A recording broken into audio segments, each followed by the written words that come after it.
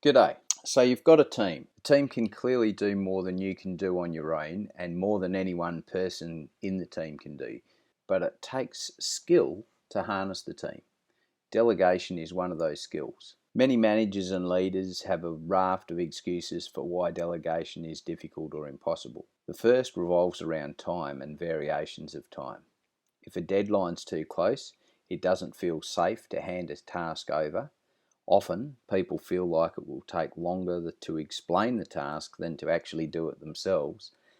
And if it's only a short time task, then it feels like, well, it's just an email, I'll send it. Another excuse set in time is the feeling that your team is already under pressure and they don't have the time to do it, which is really a matter of, as a leader, you managing what their workflow and workload looks like, what you delegate to them, and how you help them to prioritise. Control is another factor. Some people just don't like to lose control of the tasks that they have in hand at the moment. People feel concerned that if I hand it over, it won't be done my way. Well, look, you're probably right here. As soon as you hand it over, it is unlikely to be done your way, and that's actually a good thing. Variety in a team is one of its strengths, and you don't want to hand a task over with so much information about the process that the person feels micromanaged.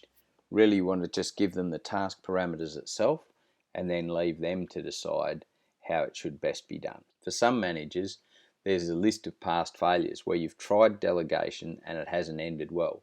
Perhaps you've got a substandard result back from somebody, or maybe no result at all. Often that leads to you having to do a whole heap more work to get the original task done before it's due, and it leaves people wondering if it's even possible to delegate effectively. Lastly, there's things that you really enjoy doing but really don't fit well with your overall leadership responsibilities.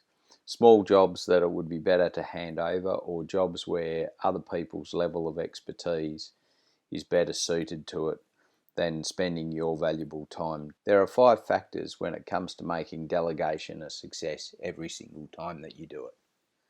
Time is the first of them, and it is genuinely true that if time is tight, there's not necessarily going to be time to explain the task to somebody in enough detail that they can do it. Make sure that there's time to plan, prep, brief, follow up, review it if needed before you hand it back to a customer. There's the task itself. How clearly can you describe and map the task for the person that you're delegating it to? You don't want to get in too much into the process because that feels like micromanagement.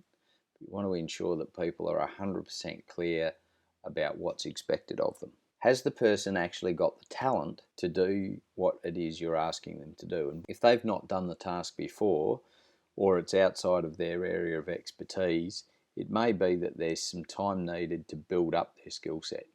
You can either do that by working alongside them, buddying them up with somebody that's done it before, sending them off for some kind of formal training. But ultimately, we've got to be sure that the person who we're handing a task to actually has the ability to do it. Have they got the right tools and equipment to do the job? I reckon one of the key tasks of leaders and managers is ensuring people have the resources and tools to do what they need to do.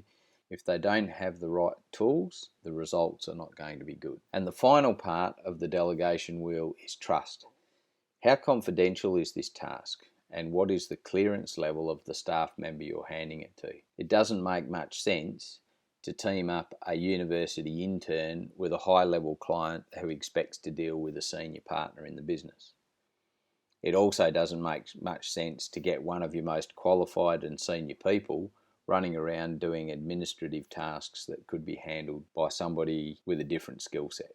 And trust is something that builds over time. As you hand tasks over and people successfully complete them, get them back to you on time and to the kind of quality that you want, you gradually build an understanding with each other of how delegation works between you. You can hand over more and more and gradually expand the boundaries of accountability and responsibility so that the individual staff member has more leeway in terms of the kinds of decisions they can make without referencing back to you. If you take these 5 factors into account every single time you delegate, your delegation will be successful. Your team will be more effective and productive, and it will reduce stress on you. Effective delegation is also a great way to build engagement with your team. Keep the 5 T's in mind, and in the next segment, we'll look at the actual flow of the process itself of delegation. See you in there.